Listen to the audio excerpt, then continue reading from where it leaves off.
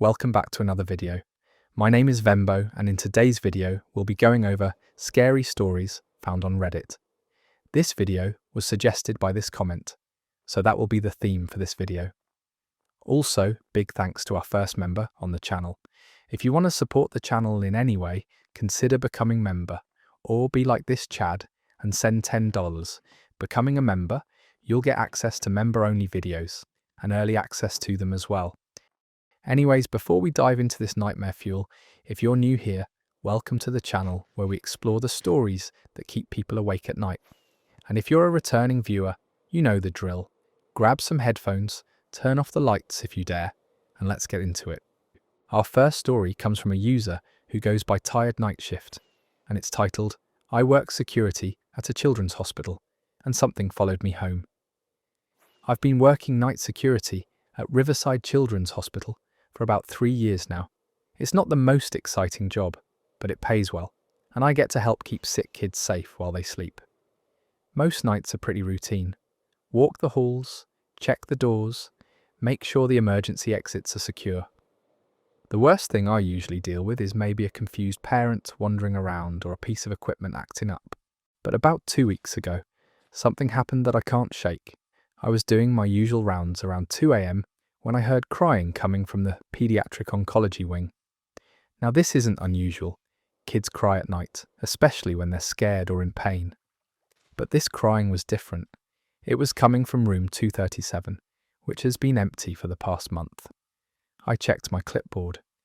Yeah, room 237 was definitely vacant, scheduled for deep cleaning after the last patient was discharged. I figured maybe it was coming from the room next door. Sound travels weird in hospitals. But as I got closer, the crying got louder and more distinct. It was definitely coming from inside the empty room. I used my keycard to open the door. The room was completely dark except for the hallway lights spilling in behind me. The crying stopped immediately. I flipped on the lights and did a thorough check. Nothing. The room was completely empty. Bed stripped, no medical equipment, nothing that could make noise. I was about to leave when I noticed something that made my blood run cold. There were small wet footprints on the floor. Child-sized footprints leading from where the bed would have been to the window that was on the 4th floor. I called it in to my supervisor, told him about the crying and the footprints. He came down to check it out with me. But by the time he arrived, the footprints had dried up. He told me I was probably just tired, that maybe there was a leak somewhere that I missed. I wanted to believe him. The next night, same thing, crying from room 237 at exactly 2:17 a.m. This time I was ready. I had my phone out recording as I approached the room. The crying was so clear on the recording, you can hear it plain as day. A little girl, maybe 6 or 7 years old, sobbing like her heart was breaking. I opened the door again, and again the crying stopped instantly. But this time, something was different. The window was open. Not just unlocked, but wide open, with the curtains blowing in the wind. I know for a fact that window was locked when I checked it the night before, because I specifically tested all the windows in the empty rooms. I closed the window and locked it, but I couldn't shake the feeling that someone was watching me. I turned around, and that's when I saw her, just for a split second. In my peripheral vision, a little girl in a hospital gown standing in the corner of the room. When I turned my head to look directly at her, she was gone. This went on for 5 more nights, always the same time, always the same room, always the same crying. My supervisor started getting annoyed with my reports. He even had maintenance check the room for leaks, loose pipes, anything that could explain the sounds. They found nothing. On the 7th night, I decided I wasn't going to check the room. I was going to ignore the crying and continue my rounds.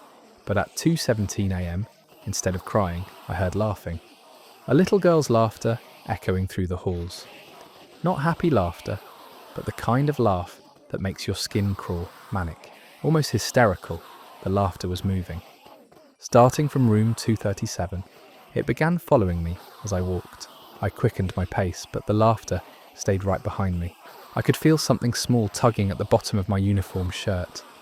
When I looked down, there was nothing there, but the tugging continued. I made it to the security office and locked the door behind me. The laughter stopped.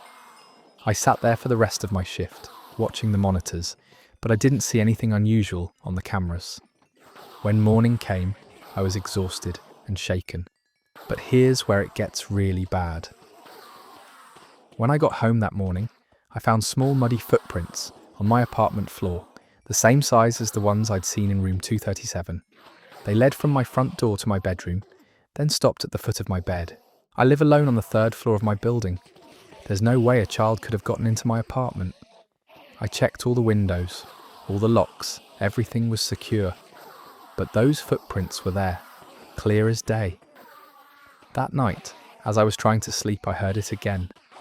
The crying, coming from my living room. I grabbed a baseball bat and crept out of my bedroom, but the apartment was empty. No footprints this time, nothing disturbed. But I could still hear the crying, faint but persistent. I haven't been back to work since. I called in sick for the past week, but I can't avoid it forever. The thing is, the crying hasn't stopped. Every night at 2:17 a.m. I hear her, sometimes from my living room, sometimes from the hallway outside my apartment, sometimes from right next to my bed. I did some research on room 237, found out that a 7-year-old girl named Lily passed away in that room about 6 months ago. Leukemia. According to the records, she died at 2:17 a.m. Her parents said she was terrified of being alone, that she would cry for hours if no one was sitting with her. I think she followed me home because she doesn't want to be alone anymore. I don't know what to do. I can't sleep, I can't work, and I'm starting to see her during the day now too. Just glimpses, but she's always there, always crying, always reaching out for someone to comfort her. If anyone has any advice, please help. I don't think she means to hurt me, but I can't live like this anymore. That's where the post ends, and honestly, I'm getting chills just reading it. The idea of a lonely spirit following you home because you're the only person who acknowledged her presence is both heartbreaking and terrifying. Children's hospitals are already emotionally heavy places, but add a supernatural element, and you've got a recipe for sleepless nights. The detail about the specific time of death matching when the crying occurs is what really sells this story for me. Whether you believe in ghosts or not, the psychological impact of thinking you're being followed by a grieving child would be absolutely devastating. Our next story comes from someone called Midnight Drive Alone, and the title is Something Knocked on My Car Window at 3 a.m. on an Empty Highway. I drive a lot for work, sales rep for a medical supply company, which means I'm constantly on the road travelling between hospitals and clinics across 3 states. I've driven every back road, every highway, every shortcut you can imagine. After 5 years of this, I thought I'd seen everything. Last month, I was coming back from a late meeting in Columbus, Ohio. It had run way longer than expected, and by the time I hit the road, it was already past midnight. I had a 4-hour drive ahead of me, and I was exhausted. But I had an early morning appointment, so I couldn't afford to stop at a hotel. About 2 hours into the drive, I was on this stretch of highway that cuts through absolutely nothing. No towns, no gas stations, no rest stops for miles. Just farmland and forest on both sides. It's the kind of road where you might see another car, maybe once every 20 minutes if you're lucky. My gas light had been on for about 30 miles and I was starting to get nervous. My GPS said the next gas station was still 40 miles away. I was calculating in my head whether I could make it when my engine started making this weird knocking sound. Within minutes, the knocking got worse and my temperature gauge shot into the red. I had to pull over. There wasn't much of a shoulder, just enough room to get my car mostly off the roadway. I popped the hood and saw steam pouring out. Even in the dark, I could tell it was bad. I tried calling the AAA, but I had no cell service. The road was so remote that I hadn't seen a cell tower in hours. I was basically stranded in the middle of nowhere at 3 a.m. with a dead car. I figured my best bet was to wait until morning, when there might be more traffic. So I locked the doors, reclined my seat, and tried to get some sleep. The silence out there was complete. No traffic, no wind, not even crickets. Just dead quiet. I must have dozed off because I was jolted awake by 3 slow, deliberate knocks on my driver's side window. Knock, knock, knock. My heart nearly exploded. I slowly turned to look out the window, expecting to see maybe a state trooper or a good Samaritan who had stopped to help. There was nothing there, just darkness. I sat perfectly still for a few minutes listening. Maybe I had dreamed it. Maybe it was just the car settling or cooling down. But then I heard footsteps, slow, measured steps walking around my car, gravel crunching under what sounded like heavy boots. The footsteps stopped at my passenger window. 3 more knocks. Knock, knock, knock. I looked over, and again, nothing. But I could see my breath now, even though it hadn't been cold when I pulled over. The temperature inside my car had dropped dramatically. The footsteps continued around to the back of my car. I watched my mirrors, but I couldn't see anyone. Then they moved to the rear passenger window. 3 more knocks. By now, I was terrified. I fumbled for my phone, hoping maybe I had gotten some signal back, but still nothing. The footsteps completed their circuit around my car and stopped back at my driver's side window. This time, the knocks were different. Louder, more insistent. Knock, knock, knock. I forced myself to look. Standing right outside my window was a figure, tall, maybe 6.5 feet, wearing what looked like an old-fashioned suit, but I couldn't see his face. Where his face should have been was just shadow, like the darkness was deeper there than anywhere else. He raised his hand and knocked again. Knock, knock, knock. Then he spoke. His voice was muffled by the glass, but I could hear him clearly. "You need help," he said. It wasn't a question.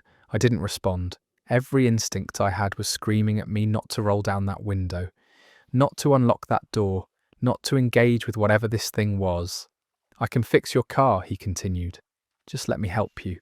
The temperature in my car kept dropping. I could see ice forming on the inside of my windows. My breath was coming out in thick white clouds. I don't know how long we stayed like that. Him standing outside my window. Me frozen in terror inside my car. It felt like hours, but it was probably only minutes. Finally, he spoke again.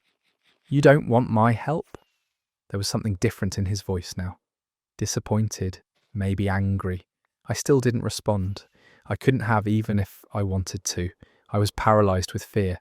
The figure stepped back from my window. "That's unfortunate," he said. Then he was gone. Not like he walked away, just gone. 1 second he was there. The next second the space outside my window was empty. The temperature in my car immediately started returning to normal.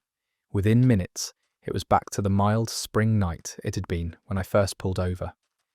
I sat there until sunrise, too scared to move. When the sun came up, I got out and checked around my car. No footprints in the gravel, no sign that anyone had been there at all. Here's the weird part. I turned the key to see if maybe my car would start, just to try it. The engine turned over immediately. No knocking, no overheating, like nothing had ever been wrong with it. I drove straight to the nearest gas station and had a mechanic look at it. He couldn't find anything wrong. No leaks, no damage, nothing that would explain why it had overheated. I've driven that stretch of highway dozens of times since then, always during the day, but I'll never drive it at night again. And I've done some research on that area. Turns out there have been reports for decades of a tall figure in a suit approaching stranded motorists on that exact stretch of road. Most people who encounter him and refuse his help report that their car problems mysteriously resolve themselves. But there are a few reports from people who accepted his help. Their cars were found weeks later, abandoned on the side of the road. The drivers were never seen again. I think about that sometimes. What would have happened if I had rolled down my window, if I had let him help me? I'm glad I'll never know. Okay, that one legitimately gave me goosebumps. There's something so unsettling about being completely vulnerable and isolated, and then having something otherworldly offer help with strings attached. The detail about other people going missing after accepting help from this figure is what really seals the deal for me. It's like a modern version of those old cautionary tales about not accepting help from strangers, except the stranger might not even be human. The fact that the car magically fixed itself after refusing the help suggests this entity has power, but requires permission to use it in certain ways. The reports of people disappearing after accepting his help really drives home that classic horror trope. Sometimes, the most dangerous thing you can do is say yes to a stranger offering assistance in the middle of nowhere. It's like a twisted version of a fairy tale, where the price of help is something you can never pay back. Our third story tonight comes from a user called Basement Apartment Life, and it's titled, "My downstairs neighbour has been dead for 3 weeks, but I still hear him walking around every night. I moved into this basement apartment about 6 months ago. It's not much to look at, pretty cramped, but the rent was cheap and it was in a decent neighbourhood. The building is old, maybe from the 1940s, and it's been converted into 4 units. I'm in the basement, there's a ground floor apartment and 2 more upstairs.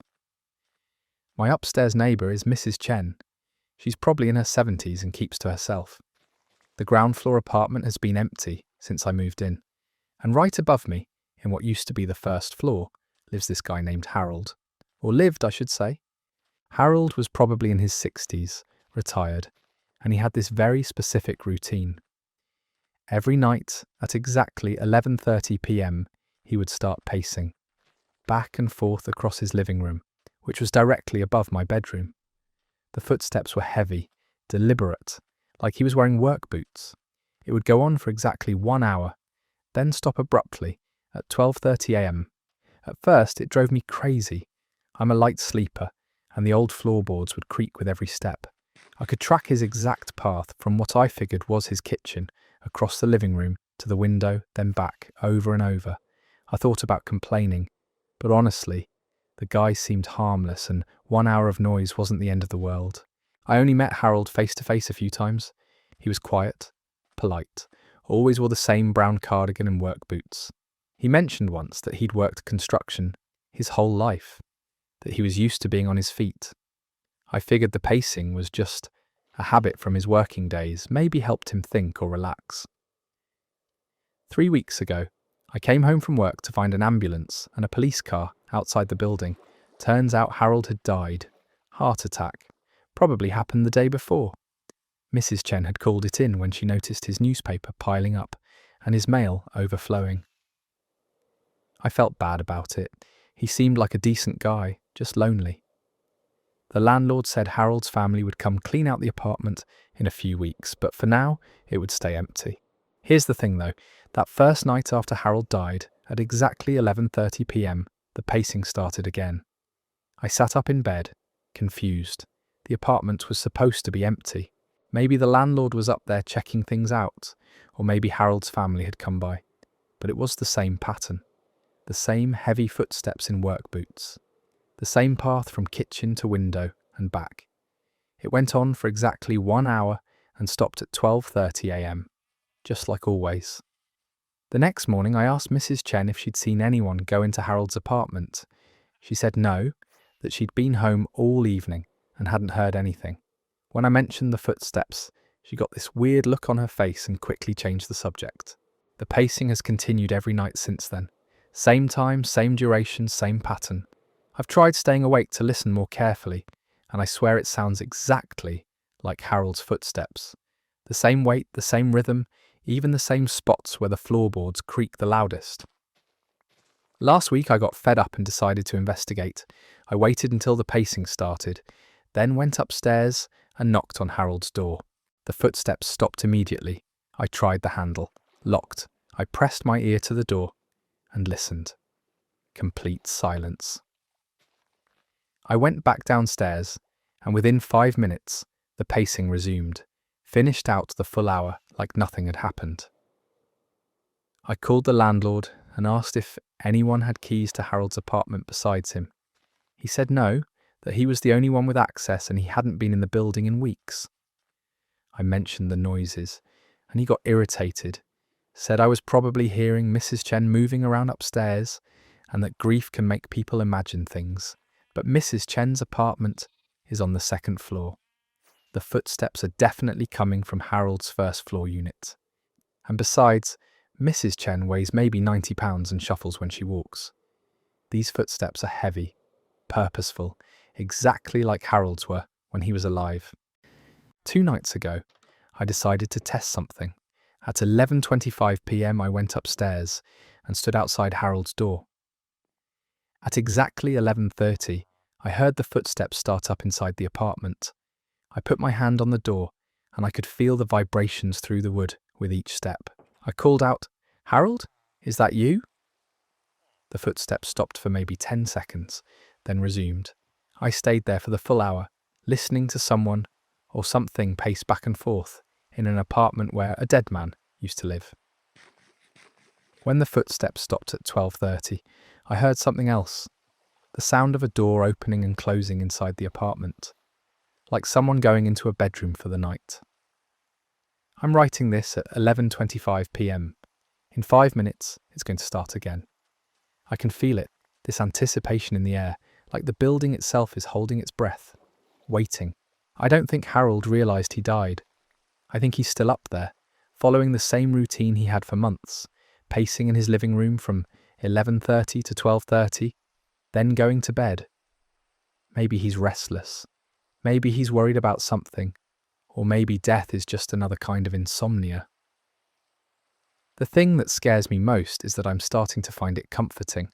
When 11:30 rolls around and those familiar footsteps start up, there's something almost reassuring about it, like Harold still keeping watch over the building, still maintaining his routine, even in death.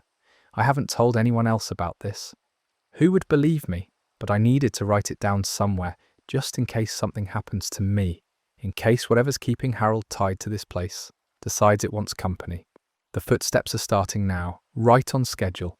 I guess some habits are stronger than death. That story hits different because it's not necessarily malevolent, just profoundly sad. The idea of someone being so locked into their routine that not even death can break them out of it is both tragic and terrifying. Harold doesn't seem to know he's gone, just continuing his nightly ritual like muscle memory. The fact that the narrator is starting to find comfort in it makes it even more unsettling, like maybe that's how these things spread. Next up, we have a story from Weekend Camping Trip that's titled "We Found a Tent in the Woods that wasn't there the day before, and someone was still inside.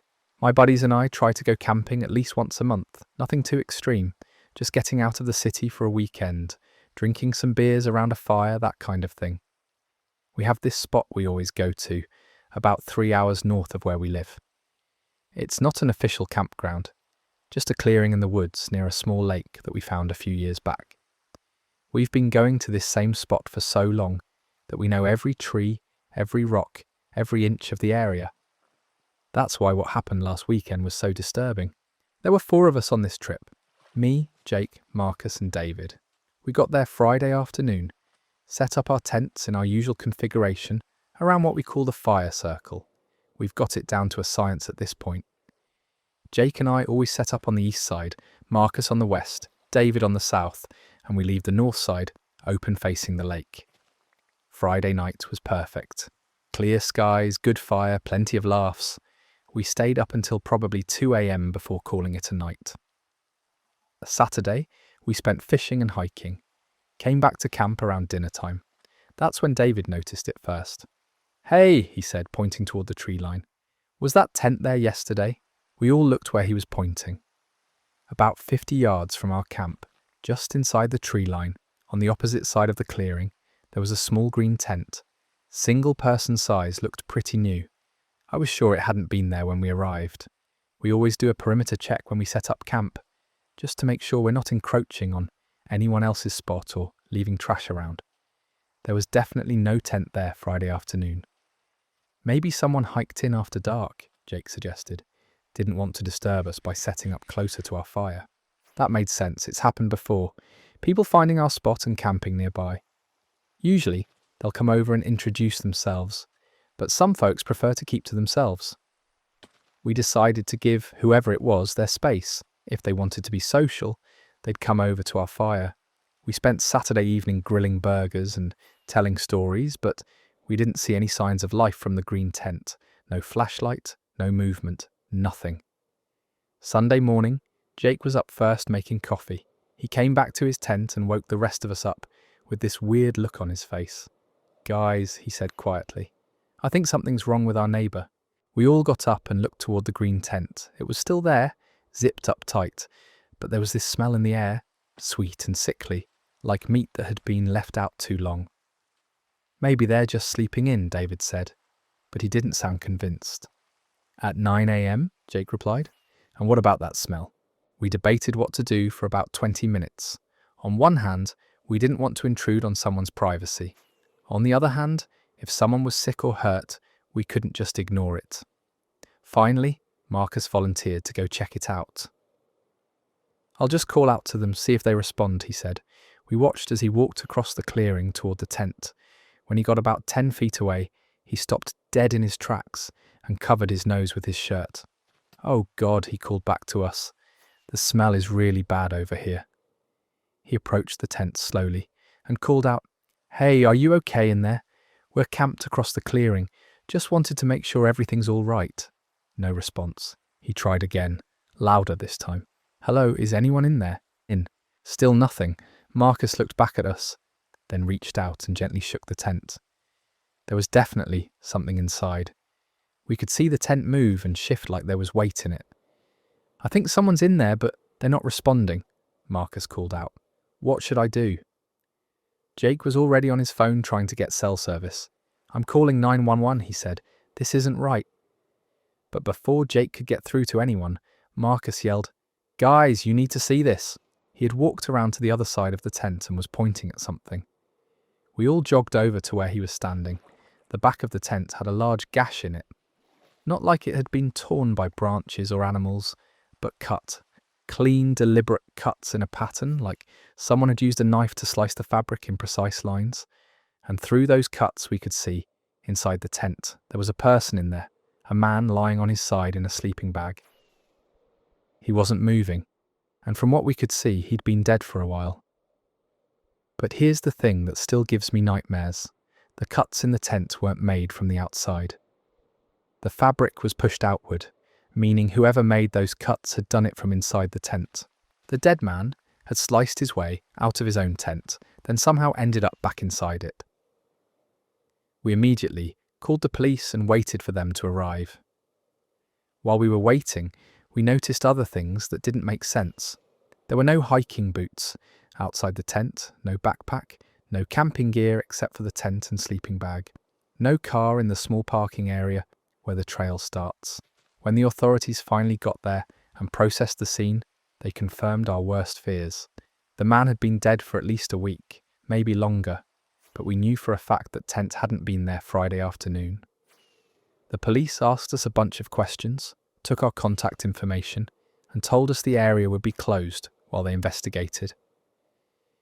We packed up and left, but I couldn't stop thinking about what we'd seen. A few days later, I called the detective handling the case to see if they'd learned anything new.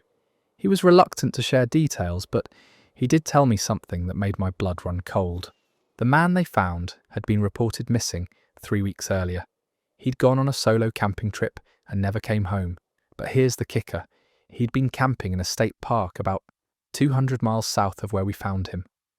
How does a dead man's tent show up overnight in a completely different location, 200 miles from where he was last seen alive? And how do you cut your way out of a tent after you're already dead? The detective said they were treating it as a homicide. But between you and me, I don't think any human being moved that tent. I think something else found that dead camper and decided to relocate him. Something that wanted him closer to other people, other campers. We haven't been back to our spot since then. I don't think we ever will. The image of someone cutting their way out of a tent from the inside, only to end up back inside it dead, is going to haunt me for weeks. Add in the impossible logistics of a week-old corpse somehow travelling 200 miles to appear overnight in their camping spot, and you've got a situation that defies all logical explanation.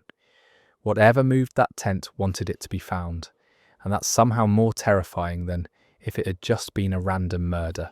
That camping story is absolutely chilling because it breaks every rule of how reality is supposed to work. A corpse doesn't just relocate itself 200 miles overnight, and dead people definitely don't cut their way out of tents. The fact that something intelligent enough to move an entire campsite wanted those guys to find it suggests they stumbled into something way bigger and more dangerous than a simple murder. I'd never camp in those woods again either. Our next story comes from a user called Night Shift Nurse, and the title alone made my skin crawl. I work in a nursing home, and the residents keep talking to someone who isn't there. I've been a night shift nurse at Sunset Manor for about 8 months now. It's a decent place as nursing homes go, clean, well-staffed during the day, and the residents are mostly sweet elderly folks who just need help with daily activities. Night shift is usually pretty quiet. Most residents sleep through the night, and I just do medication rounds, check on anyone who needs it, and handle the occasional emergency. But about 6 weeks ago, something started happening that I can't explain. It began with Mrs. Patterson in room 14. She's 89, has moderate dementia, but she's usually pretty calm at night. I was doing my 2 a.m. rounds when I heard her talking to someone in her room. This isn't unusual. Dementia patients often have conversations with people who aren't there, usually family members from their past. But as I got closer to her door, I realised she wasn't talking to a memory. She was having a back-and-forth conversation with someone who was apparently responding to her. "Oh, I know, dear," she was saying. "It must be so cold down there. How long have you been waiting?" Pause. "Since 1987? My goodness, that is a long time.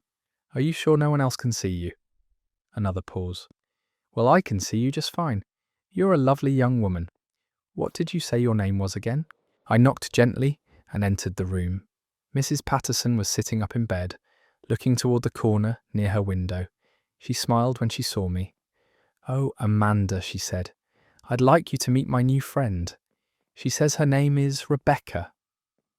I looked toward the corner, nothing there except shadows and the outline of a chair. "That's nice, Mrs. Patterson," I said, playing along like we're trained to do. "But it's very late. Maybe Rebecca should let you get some sleep." Mrs. Patterson looked back toward the corner and nodded. "Amanda says you should come back tomorrow night.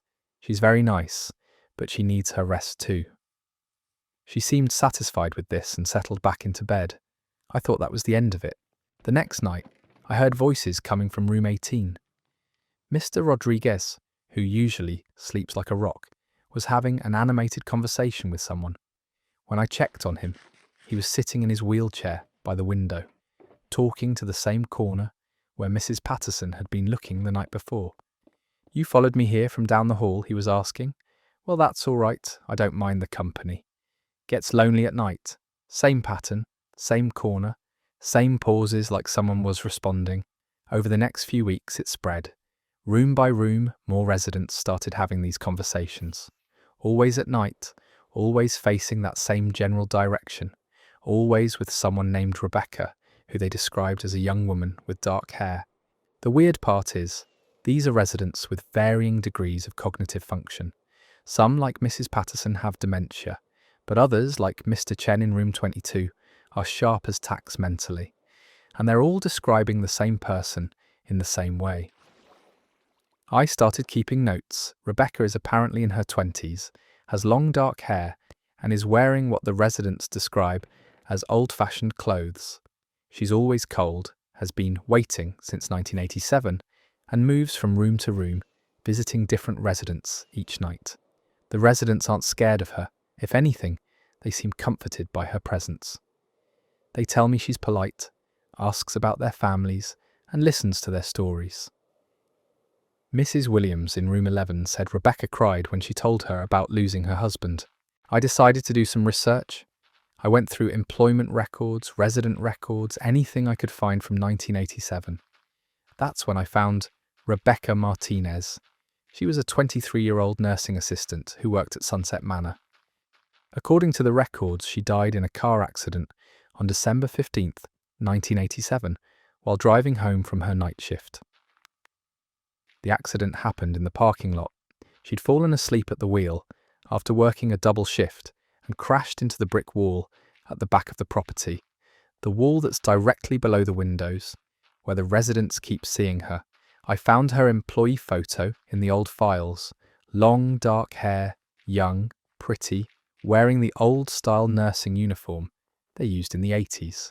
I showed the photo to some of the residents who'd been talking to Rebecca. Every single one of them immediately identified her. "That's her," Mrs. Patterson exclaimed. "That's my friend Rebecca. Isn't she lovely?" But here's where it gets really strange. I started staying later into my shifts, trying to see if I could observe these conversations more closely. 3 nights ago, I was in the hallway around 3 a.m. when I heard Mrs. Patterson talking to Rebecca again. I crept up to her doorway and listened. Mrs. Patterson was asking Rebecca about her family, where she lived, normal conversation topics. But then I heard something that made my blood run cold. A second voice responded, faint, like it was coming from very far away, but definitely there. A young woman's voice saying, "I lived with my mother before the accident. I miss her so much." I peered around the doorframe. Mrs. Patterson was looking toward the corner, nodding and smiling, but the corner wasn't empty anymore. There was a faint outline there, like heat shimmer in the shape of a person. As I watched, the shimmer became clearer. I could make out the silhouette of a young woman in an old-fashioned nursing uniform. She was translucent, but definitely there, and she was looking right at me. Our eyes met for just a second before she faded away completely. Mrs. Patterson looked confused for a moment, then settled back into bed like nothing had happened. I haven't told anyone about this. Who would believe me? But I've been thinking about Rebecca Martinez, working night shifts in this same building 35 years ago. Maybe she loved this job, loved taking care of people. Maybe she doesn't realize she died, or maybe she does but can't leave because the residents still need her. The thing is, since Rebecca started visiting, the residents seem happier. They sleep better, they're more social during the day, and several family members have commented on how much brighter their loved ones seem lately. Maybe some ghosts aren't here to haunt us. Maybe some are here to heal. I'm working another night shift tonight. If I see Rebecca again, I think I'm going to thank her for taking such good care of our residents. Even in death, she's still doing what she loved most. That story actually gave me chills in the best possible way.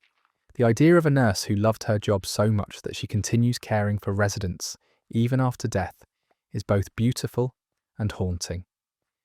Rebecca doesn't seem malevolent at all.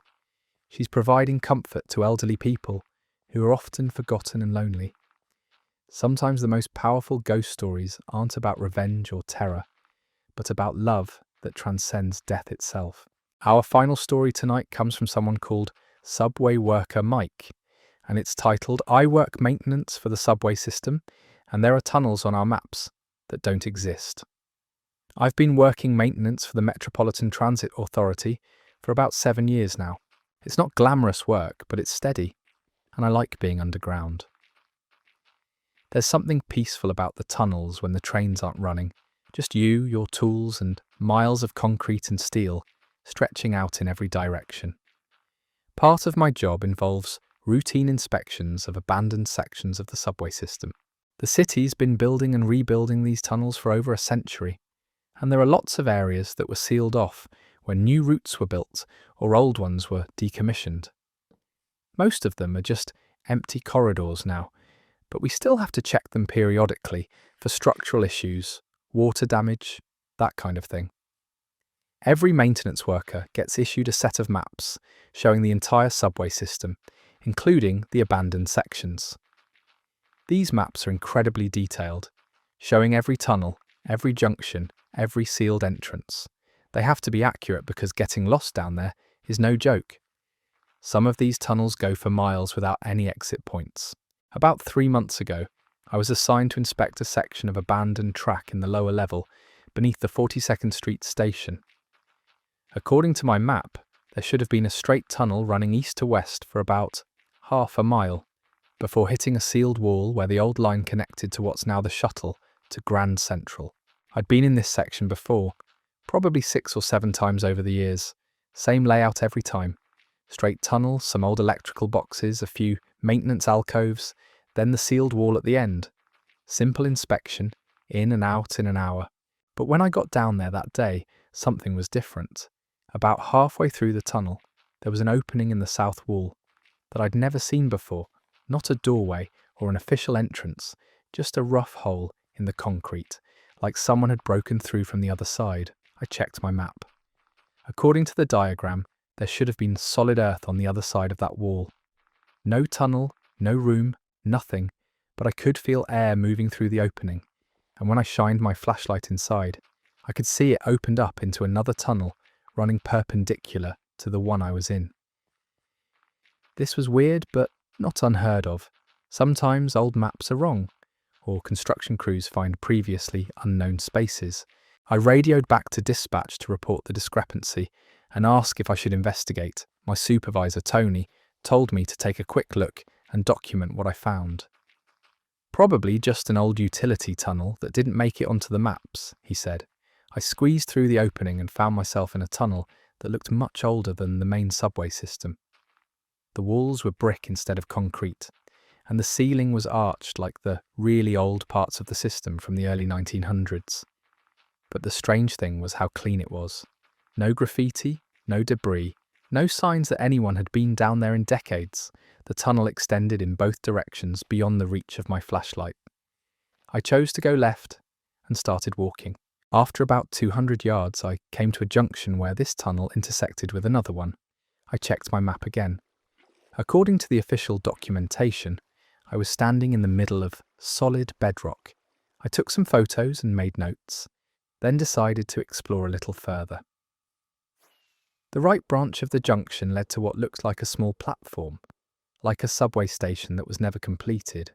There were even old-style tile work on the walls, white with a green border, similar to stations from the 1920s, but here's where it gets really weird. Mounted on the wall of this phantom platform was a sign, clean, new-looking, like it had been installed recently. It read, "Deep level, authorised personnel only." Deep level? I'd never heard of any section of the subway system called deep level, and the sign looked nothing like standard MTA signage. Different font, different style, different mounting brackets.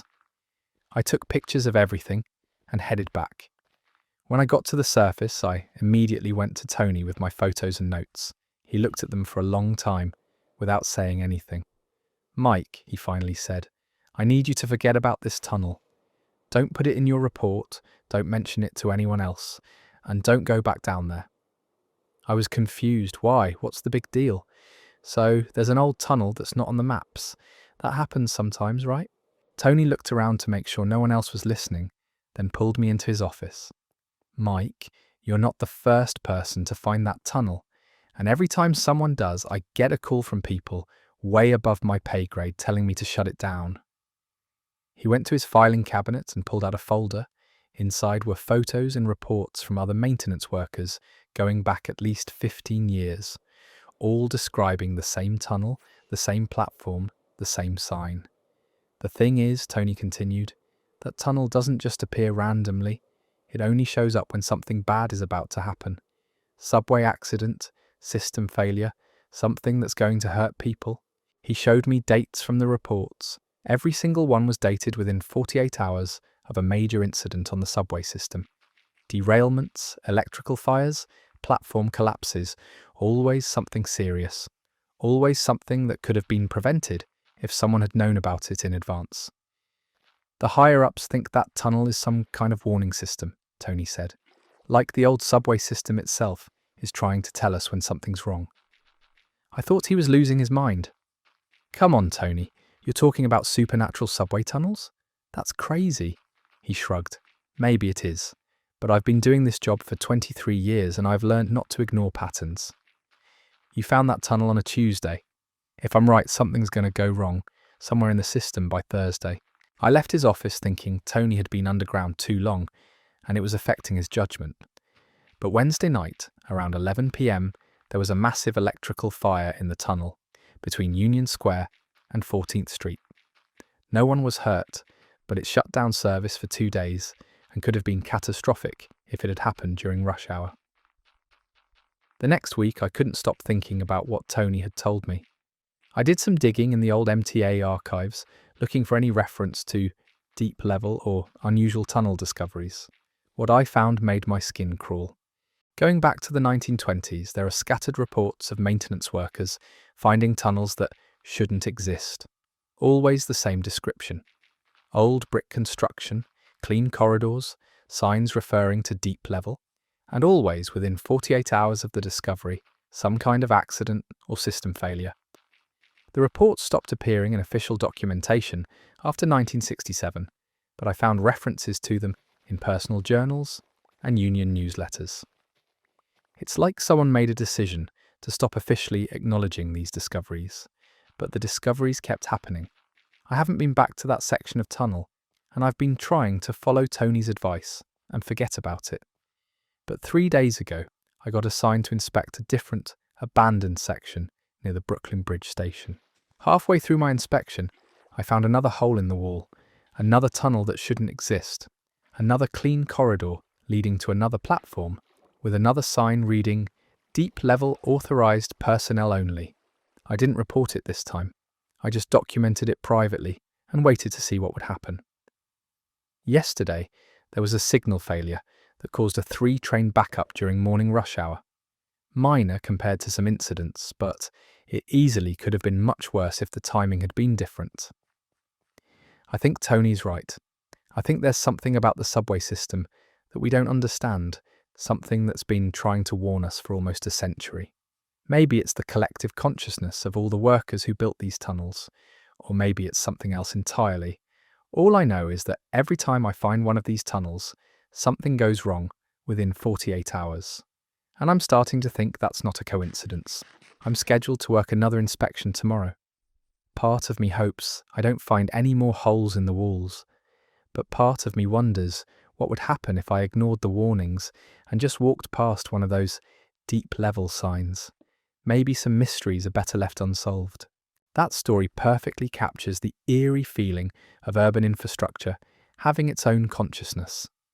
The idea that the subway system itself might be trying to prevent disasters through mysterious tunnels that appear as warnings is both fascinating and terrifying. It makes you wonder how many other unexplained phenomena in our cities might actually be attempts by something larger than ourselves to keep us safe. The fact that these discoveries have been happening for almost a century but get officially suppressed adds another layer of institutional horror to the whole thing. And that's where we're going to wrap up tonight's dive into the darker corners of Reddit. These stories remind us that horror doesn't always come from monsters or supernatural entities. Sometimes it comes from the breakdown of reality itself, from the familiar becoming inexplicably wrong, from the realization that the world we think we know might be far stranger and more dangerous than we ever imagined. If you made it this far, you're clearly someone who appreciates a good scary story. So consider subscribing for more content like this. I'm always digging through Reddit to find the stories that will keep you awake at night, and I'd love to have you along for the ride. Until next time, sleep tight and maybe check those locks one more time before you do. Whether you believe in these stories or not, they all share one common thread. They challenge our understanding of what's possible in a world that we think we have figured out. The idea that death doesn't always mean the end, that our cities might have their own protective consciousness, that some spirits choose to heal rather than harm. These concepts force us to question the boundaries between the living and the dead, between the natural and the supernatural. What strikes me most about tonight's collection is how many of these experiences happen to ordinary people doing ordinary things. Harold's neighbour wasn't seeking out the paranormal. He just wanted a quiet place to live. The security guard was simply doing his job. The camping friends were following a routine they'd done dozens of times before. Sometimes horror finds us in the most mundane moments, turning the familiar into something that will haunt us forever. The subway maintenance worker's story particularly gets to me because it suggests that even our urban infrastructure might be more alive than we realise. The idea that century-old tunnels could develop their own consciousness, their own protective instincts, makes you look at every building, every street, every underground space differently. What if the places we've built have been watching us all along? These stories remind us that the world is full of mysteries we may never solve, experiences that defy explanation, and encounters that change people forever. Whether they're real or not almost doesn't matter. They tap into something primal in all of us, that deep-seated understanding that there's more to existence than what we can see and touch and measure. As we reach the end of our journey through these unsettling tales, I can't help but think about how these stories stay with us long after we've heard them. They plant seeds of doubt in our minds, make us pause at empty doorways, listen a little more carefully to unexplained sounds in the night. What's fascinating is how each of these encounters fundamentally changed the people who experienced them. The security guard who can no longer work at the hospital, the campers who abandoned their favourite spot forever, the maintenance worker who now sees warnings in every tunnel. These weren't just scary moments, they were life-altering experiences that redefined how these people see reality itself. And maybe that's what makes these stories so compelling. They don't just frighten us, they make us question everything we thought we knew about the world around us. They suggest that beneath the surface of our ordinary lives, there's an entire hidden layer of existence that most of us never glimpse. The nursing home story particularly resonates with me because it offers a different perspective on the supernatural. Not every ghost story has to be about terror and malevolence. Sometimes the spirits that linger are the ones who loved their earthly duties so much that death couldn't convince them to stop caring. Rebecca Martinez found her purpose in life, and apparently she found it in death too. These Reddit posts, whether completely true or masterfully crafted fiction, serve as modern campfire stories. They're shared in the digital equivalent of gathering around a fire in the dark, passing along tales that make us feel less alone in our fears and more connected to the mysteries that surround us all. The beautiful thing about stories like these is that they remind us we're still capable of wonder, still able to be surprised by the impossible. In a world where we think science has explained everything, where we carry computers in our pockets and can video chat with people on the other side of the planet, these tales whisper that maybe, just maybe, there are still things beyond our understanding. So as you go about your daily life, remember Harold's faithful footsteps, Rebecca's gentle presence, and the subway tunnels that appear to warn us of danger.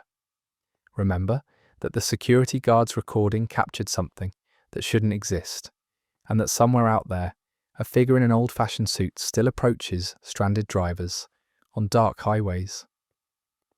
Whether you believe or not, these stories have done their job.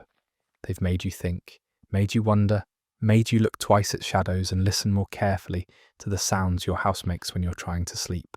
If these tales have kept you company tonight, if they've given you that perfect mix of terror and fascination that only the best scary stories can provide, then stick around.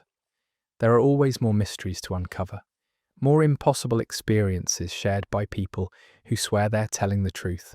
Hit that subscribe button if you're ready for more journeys into the unknown. Because trust me, we've only scratched the surface of what's lurking in the darker corners of the internet. Until next time, sleep well. And remember, sometimes the most ordinary places hide the most extraordinary secrets.